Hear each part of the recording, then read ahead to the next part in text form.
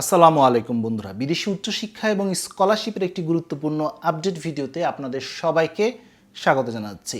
বন্ধুরা, পাকিস্তানের একটি অন্যতম জনপ্রিয় স্কলারশিপের নাম আল্লামা মোহাম্মদ ইকবাল স্কলারশিপ। সম্প্রতি বাংলাদেশ পাকিস্তান নলেজ করিডোরের অধীনে এই স্কলারশিপটি বাংলাদেশি শিক্ষার্থীদের জন্য অফার করা হয়েছে।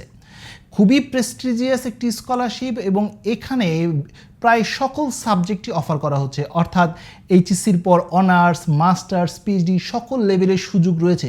শুধু তাই না, এমবিবিএস, ডেন্টাল, ফার্মেসি সহ ইঞ্জিনিয়ারিংয়ের নানা বিষয় এখানে রয়েছে।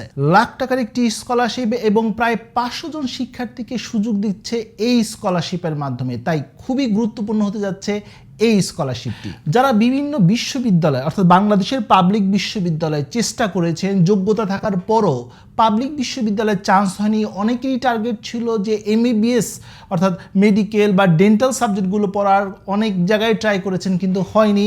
কারণ বাংলাদেশের পাবলিক বিশ্ববিদ্যালয় বাদে প্রাইভেট বিশ্ববিদ্যালয়গুলোতে লক্ষ লক্ষ টাকা খরচ হয় এই মেডিসিন বা ডেন্টাল সাবজেক্টগুলোতে, যা বেশিরভাগ শিক্ষার্থীরই সামর্থ্যের বাইরে। তারা কিন্তু চাইলে এই স্কলারশিপে আবেদন করতে পারেন। এটা ফুল ফান্ডেড স্কলারশিপ, অর্থাৎ লেখাপড়া করার জন্য যা যা দরকার সব কিছুই কিন্তু এই স্কলারশিপে অফার করছে। বন্ধুরা, বিস্তারিত আলোচনা করার আগে একটি কথা না বললেই না, প্রতি বছর নানা স্কলারশিপ অফার হচ্ছে এবং বাংলাদেশিদের জন্য যেগুলো উপযোগী সেগুলো নিয়ে কিন্তু আমি ভিডিও দিচ্ছি এবং ভিডিওগুলো এমনভাবেই আমি তৈরি করি যাতে করে একজন শিক্ষার্থী নিজে নিজে বাসায় বসে এই স্কলারশিপগুলোতে আবেদন করতে পারে। তারপরও আবেদন করতে গেলে হয়তো বা প্রবলেম হতে পারে, সঠিকভাবে আবেদন হচ্ছে কিনা এই ব্যাপারে অনেকেই ভয় পান। একজন এক্সপার্টের গাইডেন্স পেলে ভালো হয়।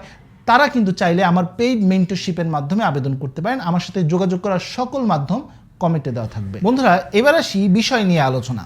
বন্ধুরা, কিছুক্ষণ আগেই বললাম এখানে অনার্স, মাস্টার্স, পিএইচডিতে আবেদন করার সুযোগ রয়েছে। অর্থাৎ আপনি যদি ইতিমধ্যে এইচএসসি কমপ্লিট করে থাকেন তাহলে আপনি অনার্সের জন্য আবেদন করতে পারেন। ইতিমধ্যে অনার্স কমপ্লিট করেছেন তাহলে মাস্টার্সে আবেদন করতে পারেন এবং আপনি যদি ইতিমধ্যে মাস্টার্স কমপ্লিট করেছেন তাহলে পিএইচডিতেও আপনি আবেদন করতে পারেন। আর এখানে সায়েন্স, আর্টস, কমার্স, সোশ্যাল সায়েন্সের নানা বিষয় রয়েছে। Medicine, dental, pharmacy, engineering, mechanical engineering, civil ইঞ্জিনিয়ারিংয়ের সাবজেক্টগুলো রয়েছে।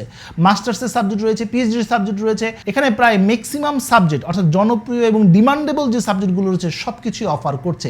150টি ইনস্টিটিউট এই স্কলারশিপের অধীনে রয়েছে এবং প্রতিটি ইনস্টিটিউট কিন্তু খুব শক্ত অবস্থানে রয়েছে পাকিস্তানের র্যাঙ্কিংয়ে। শুধু পাকিস্তানের র্যাঙ্কিং না, কিউএস র্যাঙ্কিংও কিন্তু পাকিস্তানের বেশ কয়েকটা বিশ্ববিদ্যালয় খুবই ভালো অবস্থানে রয়েছে। বাংলাদেশে যে সকল পাবলিক বিশ্ববিদ্যালয়ের জন্য শিক্ষার্থীরা ভর্তি পরীক্ষা নিয়ে এবং ভর্তি নিয়ে যে টেনশনে থাকেন, যে পরিশ্রম করেন, সে সকল বিশ্ববিদ্যালয়ের চেয়েও খুবই ভালো র্যাঙ্কিংয়ে রয়েছে, কিউএস র্যাঙ্কিংয়ে রয়েছে এই পাকিস্তানের বেশ কয়েকটা বিশ্ববিদ্যালয়। তাই অবশ্যই এই স্কলারশিপ আপনার জন্য একটি চমৎকার স্কলারশিপ হতে পারে। অনেকেই আমাকে প্রশ্ন করেন যে ভাইয়া, অ্যারোনটিক্যাল সাবজেক্টটি কোন কোন স্কলারশিপ অফার করে। বন্ধুরা, পাকিস্তানের এই স্কলারশিপটিতে কিন্তু অ্যারোনটিক্যাল সাবজেক্টও আপনি পেয়ে যাচ্ছেন। পাশাপাশি অনেক ডিপ্লোমা শিক্ষার্থী অর্থাৎ ডিপ্লোমা ডিগ্রিধারী শিক্ষার্থী অনেকে রয়েছেন, তারাও প্রশ্ন করেন যে ভাইয়া, আমরা যারা ডিপ্লোমা কমপ্লিট করেছি তারা কি স্কলারশিপে আবেদন করতে পারবো? হ্যাঁ, আপনি চাইলে এই স্কলারশিপে আবেদন করতে পারেন। এই ছিল সাবজেক্ট নিয়ে কথাবার্তা। এবার আসি সুযোগ সুবিধা। বন্ধুরা, যে কোনো স্কলারশিপের ক্ষেত্রে সুযোগ সুবিধা জানাটা খুবই গুরুত্বপূর্ণ, কারণ সুযোগ সুবিধা জানা থাকলে হয়তো ওই স্কলারশিপের ব্যাপারে আপনি আরও বেশি আগ্রহী হবেন। বন্ধুরা, যেটা ভিডিও শুরুতেই বললাম, এটি একটি ফুল ফান্ডেড স্কলারশিপ। আর ফুল ফান্ডেড মানেই হচ্ছে সকল সুবিধা পাচ্ছেন। প্রথম সুবিধা, কোনো ধরনের টিউশন ফি দিতে হচ্ছে না। এখানেই কিন্তু আপনার লক্ষ লক্ষ টাকা বেঁচে যাচ্ছে। বাংলাদেশের একটি প্রাইভেট মেডিকেলে পড়তে আপনারা জানেন কত লক্ষ টাকা খরচ হয়, সেখানে বিনামূল্যে আপনি পড়াশোনা করতে পারছেন পাকিস্তানের একটি নামি দামি বিশ্ববিদ্যালয়। দ্বিতীয় সুবিধা, আপনি মান্থলি একটি স্টাইপেন্ড পাবেন, যেটা আনুমানিক পাকিস্তানি 25,000 রুপির কাছাকাছি হতে পারে। এরপরের সুবিধাটি হচ্ছে অ্যাকোমোডেশন ফ্যাসিলিটিস আপনি পেয়ে যাচ্ছেন। এরপর সবচেয়ে লুক্রেটিভ যে সুবিধাটি হচ্ছে আপনি সেটেলমেন্ট অ্যালাউন্সও পাচ্ছেন। অর্থাৎ পাকিস্তান যাওয়ার পর আপনাকে প্রাথমিকভাবে চলাফেরা করার জন্য তো কিছু খরচ তো প্রয়োজন, এক জায়গায় সেটেল হওয়ার জন্য কিছু খরচ তো হয়েই যায়। পাকিস্তানে যাওয়ার পর আপনাকে একটি সেটেলমেন্ট অ্যালাউন্সও দেওয়া হবে, যা পাকিস্তানি রুপি 45,000 রুপির সমতুল্য। এছাড়া বাংলাদেশ থেকে যাওয়া এবং বাংলাদেশে ফিরে আসা, যাওয়া আসার জন্য কিন্তু আপনি এয়ার টিকিটও পেয়ে যাচ্ছেন। একটি সুবিধার কথা বলবো। প্রথম সুবিধা, কোনো ধরনের আইএলটিএস প্রয়োজন হচ্ছে না, কোনো ধরনের ব্যাংক ব্যালেন্স প্রয়োজন হচ্ছে না। এবং আবেদন করার কোনো ফিও নেই, এবং সর্বোপরি আপনি গ্যাপ নিয়েও আবেদন করতে পারছেন। তার মানে লেখাপড়া করার জন্য যা যা দরকার সবকিছুই কিন্তু এই স্কলারশিপ কভার করছে। এখন প্রশ্ন আসতে পারে, ভাইয়া এই স্কলারশিপে অসুবিধা নেই? নিশ্চয়ই সুবিধার পাশাপাশি কিছু অসুবিধাও তো থাকে, আর অসুবিধা জানাটাও জরুরি, কারণ অসুবিধা জানা থাকলে কম্পেয়ার করতে সহজ হয়। তবে এই অসুবিধাটি পার্সন টু পার্সন ভেরি করে, কারণ অনেকেই হয়তো বা পাকিস্তানের নামটি শুনলেই অথবা চিন্তা করেন যে পাকিস্তানে পড়াশোনা করতে যাব কেন, অন্য তো ভালো অপশন থাকছে। তাই অনেকেই এশিয়ার এই দেশটির ব্যাপারে তেমন একটা আগ্রহ প্রকাশ করেন না, তবে অনেকেরই এই ব্যাপারে আগ্রহ রয়েছে। এখন প্রশ্ন আসতে পারে, ভাইয়া এই স্কলারশিপে কি আমার আবেদন করা উচিত হবে? দেখুন, বাংলাদেশে যদি আপনি একটি ভালো পাবলিক বিশ্ববিদ্যালয়ে চান্স না পেয়ে থাকেন, বা চান্স পেলেও ভালো সাবজেক্ট পাননি, মেডিকেলে পড়ার ইচ্ছা ছিল, প্রাইভেট মেডিকেলে পড়ার মতো সামর্থ্য আপনার নেই, একটা স্কলারশিপ পেলে আপনার জন্য ভালো হয়, সেটা যে দেশেই হোক, তাহলে অবশ্যই আপনি এই স্কলারশিপে আবেদন করতে পারছেন, কারণ কোনো টাকা পয়সা দিতে হচ্ছে না, উল্টো টাকা পাচ্ছেন। তাহলে কেন আপনি এই স্কলারশিপগুলোতে আবেদন করবেন না এবং পড়াশোনা করবেন না? আর আবেদন করলেই যে আপনি পাকিস্তান চলে যাচ্ছেন তা তো না, একটি অপশন, আপনি আবেদন করতেই পারেন। চান্স পাওয়ার পর তারপর সিদ্ধান্ত নেবেন যে এই স্কলারশিপে আপনি পড়বেন নাকি পড়বেন না।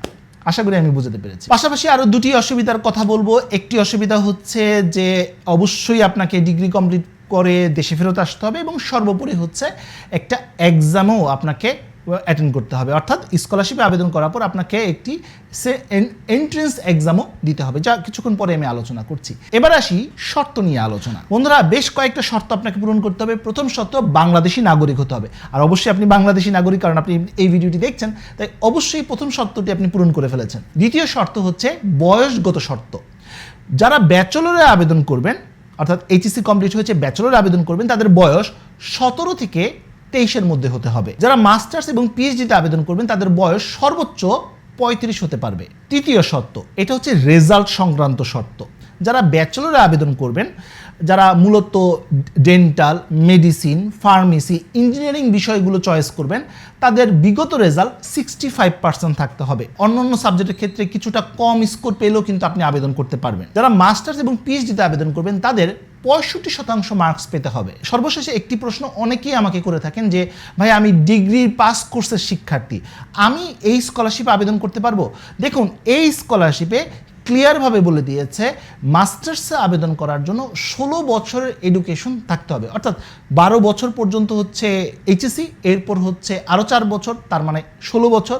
তার মানে অবশ্যই আপনাকে অনার্সে 4 বছর কমপ্লিট করতে হবে। তবে হ্যাঁ, আপনি যদি ডিগ্রি শিক্ষার্থী হয়ে থাকেন, আপনি মাস্টার্সে রয়েছেন, তাহলে কিন্তু আবেদন করতে পারছেন, কারণ আপনার ইতিমধ্যে 16 বছরের এডুকেশন কিন্তু কমপ্লিট হয়ে গেছে। এই ছিল শর্ত নিয়ে কথাবার্তা। এবার আসি ডকুমেন্টস। 3টি ম্যান্ডেটরি ডকুমেন্টস আপনার প্রয়োজন হবে। প্রথম হচ্ছে পাসপোর্ট অথবা এনআইডি, অর্থাৎ পাসপোর্ট ছাড়াও আপনি আবেদন করতে পারছেন।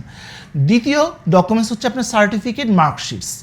এখন আপনি প্রশ্ন করতে পারেন যে, ভাইয়া এখন তো আমি মাত্র এইচএসসি কমপ্লিট করেছি, মার্কশিটটা হাতে রয়েছে কিন্তু সার্টিফিকেটটা হাতে পাইনি, তাহলে আমি কি আবেদন করতে পারবো না? অবশ্যই আবেদন করতে পারবেন। সেক্ষেত্রে আপনি বোর্ডে যোগাযোগ করুন, আপনার সংশ্লিষ্ট বোর্ডে, সেখান থেকে প্রভিশনারি সার্টিফিকেট উত্তোলন করার মাধ্যমে কিন্তু আপনি আবেদন করতে পারছেন।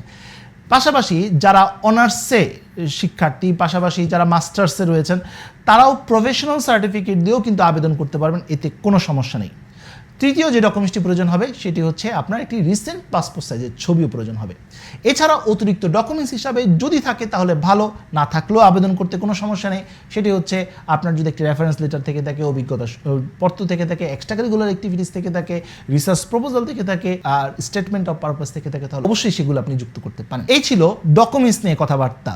এবার আসি আবেদন এবং আবেদন করার ধাপগুলো। বন্ধুরা, বেশ কয়েকটি ধাপ রয়েছে, আমি ধাপে ধাপে আলোচনা করছি, তাহলে প্রতিটি ধাপ আপনি সহজেই বুঝতে পারবেন ইনশাআল্লাহ। প্রথম ধাপ, অনলাইনে আবেদন করতে হবে। অনলাইনে এই ওয়েবসাইটের মাধ্যমে আবেদন করতে হবে আপনাকে।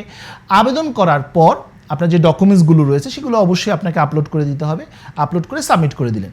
এরপর কর্তৃপক্ষ আপনার জিপিএ, কাগজপত্র সব কিছু যাচাই বাছাই করবে। সব যদি ঠিক থাকে তাহলে আপনাকে তারা মেইল করবে এন্ট্রেন্স এক্সামিনেশনের জন্য, অর্থাৎ ভর্তি পরীক্ষার জন্য। এখন আমি জানি অনেকেই প্রশ্ন করবেন যে, ভাইয়া ভর্তি পরীক্ষাটা কিভাবে আসবে? ভর্তি পরীক্ষাটা বিগত বছরের অভিজ্ঞতা থেকেই বলছি যে এইটা 100 নম্বরের একটি ভর্তি পরীক্ষা হয়। 4টি পার্ট থাকে, যেখানে ইংলিশ স্কিল, মূলত grammar, correction, synonyms, antonyms, analogy, reading comprehension, এই ধরনের প্রশ্ন করে থাকে, যেগুলো মূলত আপনারা একটি বিশ্ববিদ্যালয়ে ভর্তি পরীক্ষার সময় আপনি দিয়েছিলেন। এছাড়া ম্যাথ থেকে কিছু প্রশ্ন আসবে, আপনি অ্যাভারেজের, পার্সেন্টেজ, প্রপোর্শনের যে অঙ্কগুলো রয়েছে, অর্থাৎ বেসিক যে ম্যাথগুলো রয়েছে সেগুলো। এছাড়া জিকে থেকে প্রশ্ন, আইসিটি থেকেও প্রশ্ন আসবে, অর্থাৎ কম্পিউটার থেকে টুকটাক প্রশ্ন আসবে। সব মিলিয়ে প্রায় 100টি প্রশ্ন আসবে এবং সেখান থেকে আপনাকে পরীক্ষা দিতে হবে। এখন অনেকেই আমি জানি প্রশ্নটি করবেন, ভাইয়া পরীক্ষাটা কোথায় হবে? আবেদন করার সময় আপনি সেন্টার চয়েস করতে পারবেন।